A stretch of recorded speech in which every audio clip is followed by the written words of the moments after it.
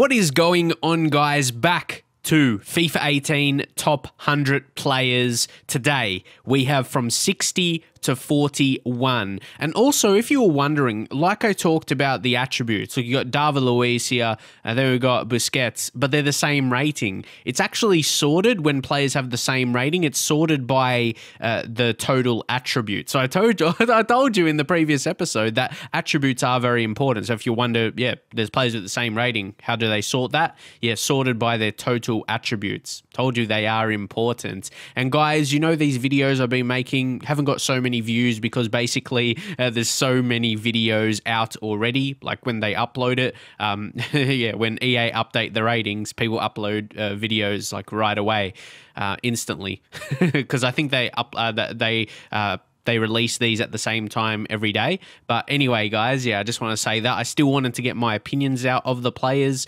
and to let you know how I think they'll be in the game more than anything. Not really to argue or complain about what rating they should be, but take the rating they got, the attributes they show on the card, and try and let you know how I think they'll be in the game for most players anyway. So, as I said, David Luiz, he is 86 overall, and take a look at those ratings though.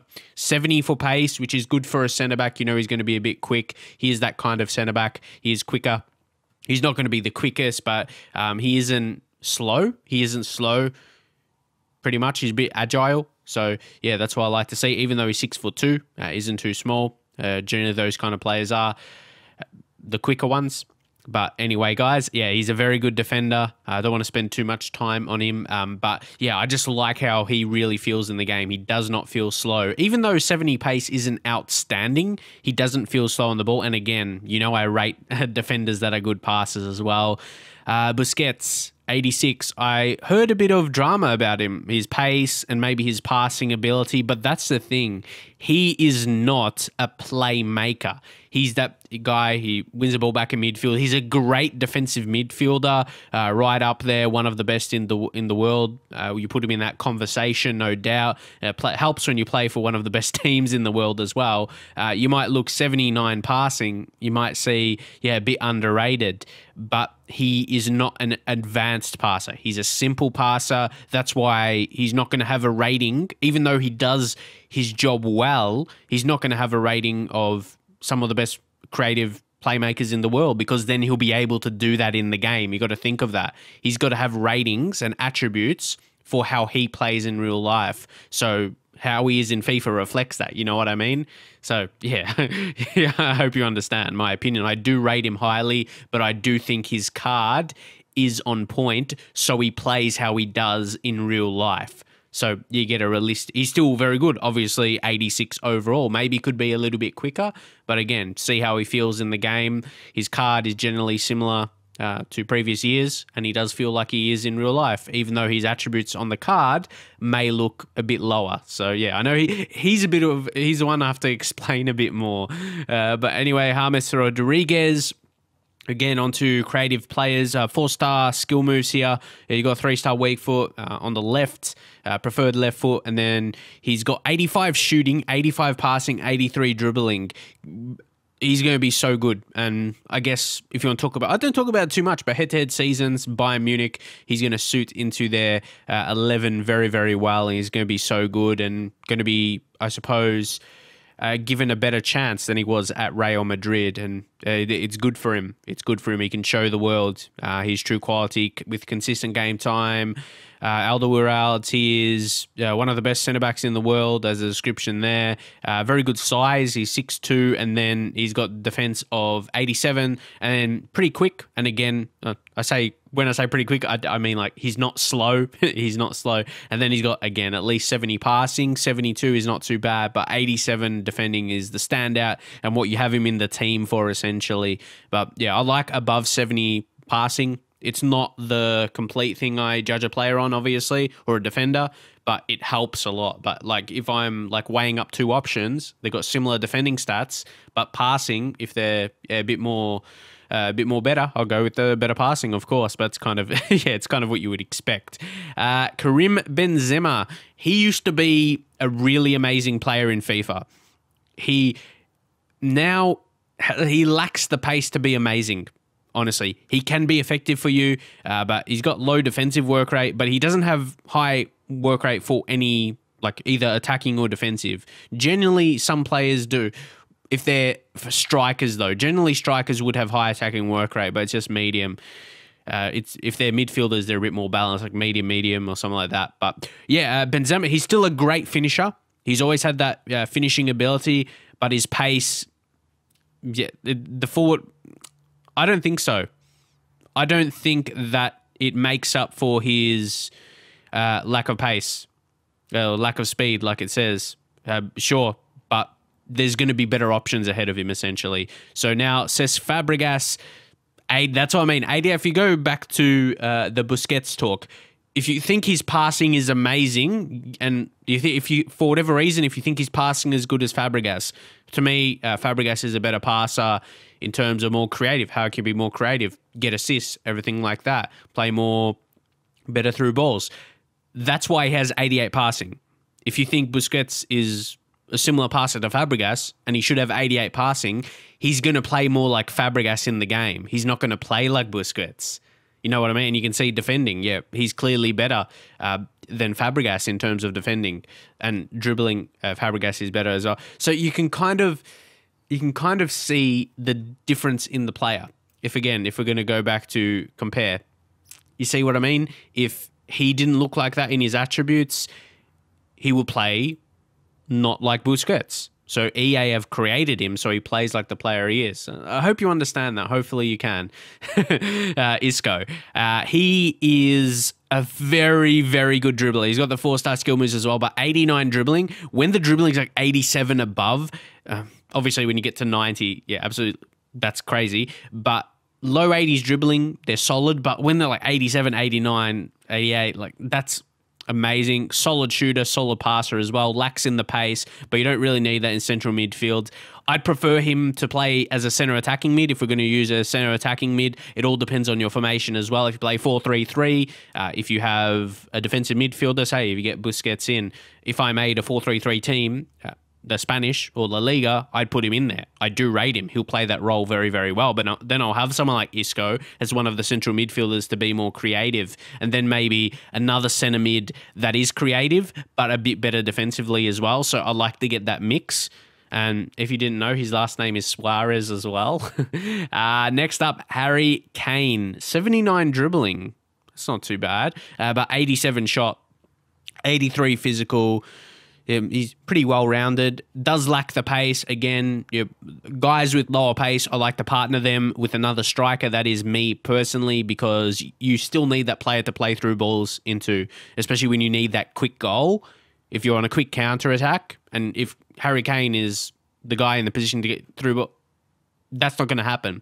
When you want to take advantage of that counter-attack, you need that other striker that's got a bit of pace. But definitely Harry Kane, yeah, you could probably play the ball to him in the box and he'll score. So, yeah, no doubt he will smash in goals for you if you play him in part of the right system as well.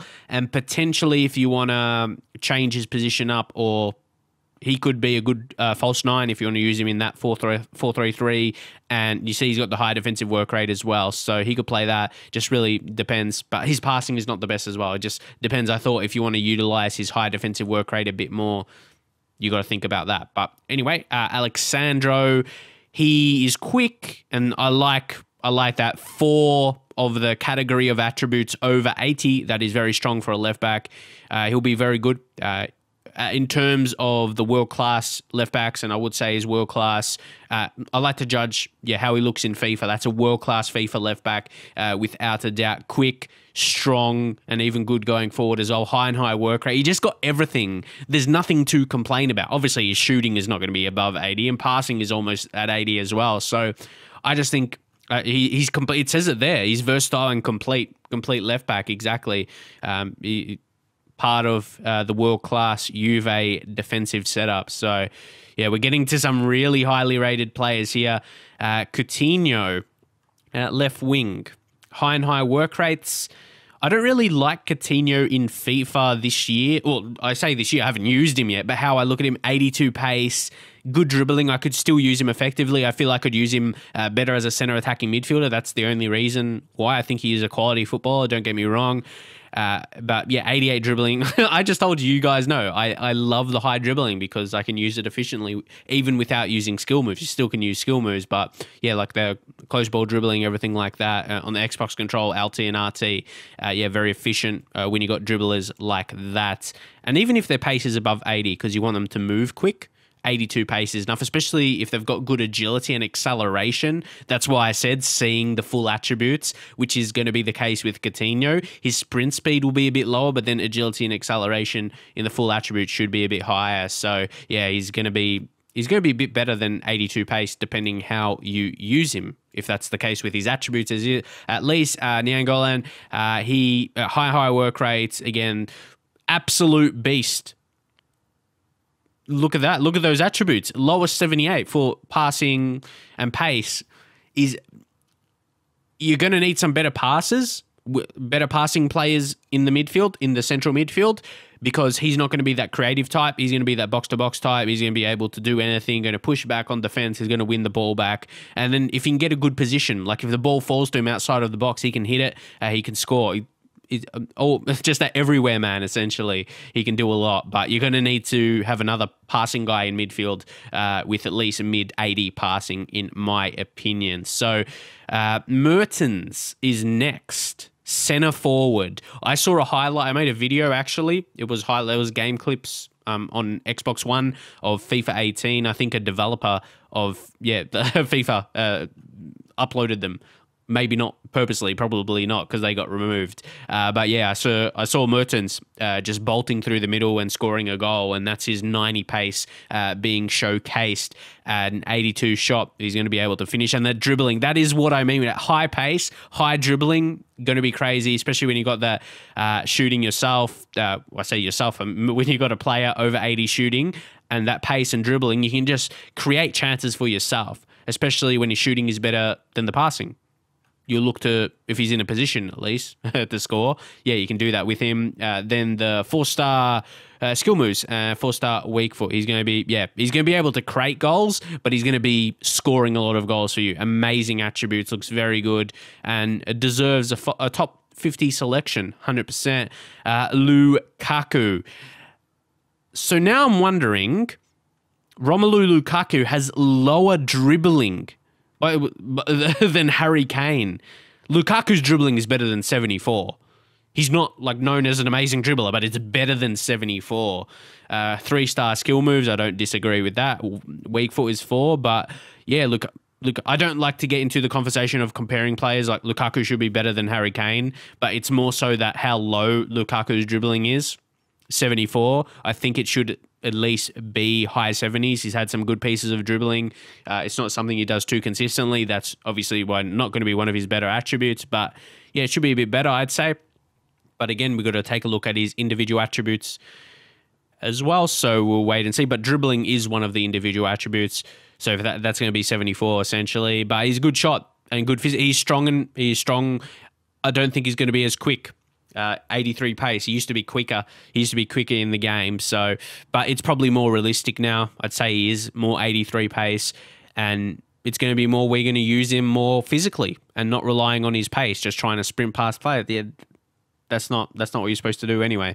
That's not going to be efficient for you. So you utilize his strength, and when he's in good positions, you'll take the shots. Thomas Muller, though, I feel like his attributes are a bit underrated for an 86 rated player. His highest is at 82. You're probably wondering, if you don't look at 86, that he might seem like an 84, 85 rated player. And I think he should be 86. I'm not disputing that, but he doesn't look like an 86 rated player. Again, you got to wait and see on his full attributes, but his high and high work rates, 6'1", so a bit balanced.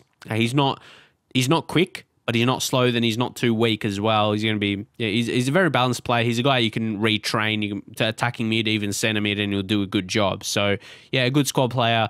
He's consistent. Consistent, definitely a good description of the lad. And then Handanovic, who's absolutely amazing. I've used him previous years in Ultimate Team. I've used him in career mode. He is just an amazing goalkeeper. If he's fairly affordable for you, but at 87 is one of the better goalkeepers, so he's going to be a bit pricey. But yeah, Serie A, like one of the best goalkeepers in the Serie A will be cheaper than one of the best goalkeepers in the Premier League. So, yeah, he's part of the Serie A affordable good teams. And then Andres Iniesta, same point again, like I said with Fabregas, comparing to Busquets, like, that's the same point. He's a better creative player. So that's, yeah, the difference. And he's still got that amazing dribbling. So when he's on the ball in central midfield, he's going to be unstoppable. Again, if you know how to utilize players like that, of course. He's got the high attack and work rate. You could retrain him to attacking midfield as well. Again, it's just the pace you want to be worried about, or you would be worried about, because, yeah, you still want at least a couple players ahead of him you play the through balls into. You want him to be the guy playing the through ball into them. Then Rakitic, saying that they got all these great passes in the team. And that's why I said Busquets actually flourishes. He'll flourish in the system being better defensively, and his mentality where he'll sit as a defensive midfielder, he flourishes in those attributes and he'll suit the system amazingly. And yeah, you got to fit your team like that. You wouldn't play him in central midfield expecting him to be the creative guy, the sole creative guy at least. And yeah, Rakitic, great shooting, great passing, great dribbling. Don't want to spend too much time on these players. It depends who they are. Honestly, I'll talk more about players that I've used before, because they should be similar unless they've changed a lot in their attributes. Silva, of course, he's been more central in recent years. Pace declining as he gets older, but he's not too old. But yeah, he's getting a bit older now. And 87 that's what he's not going to be scoring many goals for you. He's going to be that creator. He's the guy in your team. You're probably going to see on his stats, he's going to have a lot of assists, but not many goals, and that will be okay because he's still going to be being part of goal. And the lead up to goals, he may not, a lot of goals may come from him, but he won't get the assist. He'll be in the build-up, creating a good chance. But there you go. Gerard Piqué, absolutely amazing defender. Only thing I don't like about him is his high attack and work rate. I like my centre-backs to stay back for sure, but you can change that with the roles and stuff like that. The player instructions, keep that in mind. I actually really like him in 3 at the back formation. I've used him when I play with 3 at the back, and yeah, he suits the style right. If he pushes forward a little bit, it's okay. Still got 2 centre backs back, but yeah, Marek Hamsik in 41, the final player here. So you can see that he's got the 5-star weak foot, which is really effective. And being 6 foot in central midfield as a creative player is very good because you could have another tall guy as your defensive midfielder, and yeah, he really helps. I'm not sure if that his hair increases his height by a little bit there. I'm not sure if that's taken into consideration. But yeah, for a creative guy as on, because of his height, his defending and physical ability isn't terrible. It's not his best attributes, of course, and it's not what you would buy him for in your ultimate team, but it's just handy. It's handy, and he's always had a decent shot on him as well. Can take a shot from range. Got his 80 shooting. Definitely have the good shot power and long shots. But yeah, and wait to see what those attributes are. But guys, we're going to leave it there for now. Hopefully you enjoy this video. Like I said, these views probably not going to get so many, or these videos not going to get so many views because, yeah, these ones would have been already made for people that are not asleep because they're not from Australia when it gets released, and yeah, just waiting waiting for it to release at the time. I think it's like 3 a.m. for me in Australia when it's released. But anyway, guys, yeah, I'd rather just wake up and yeah, wait to see and give a well-thought commentary on my opinions of the players and how they'll play in FIFA for you. Again, not really arguing or being salty too much about the ratings like some people, but yeah, like I just really want to review how the players will be in the game, and that's what I do my videos for you guys, essentially, to give you some tips throughout my videos and my commentary and my experience playing FIFA. So hope you enjoyed the video anyway. I would appreciate a like, subscribe if you're new, and I'll see you guys next time.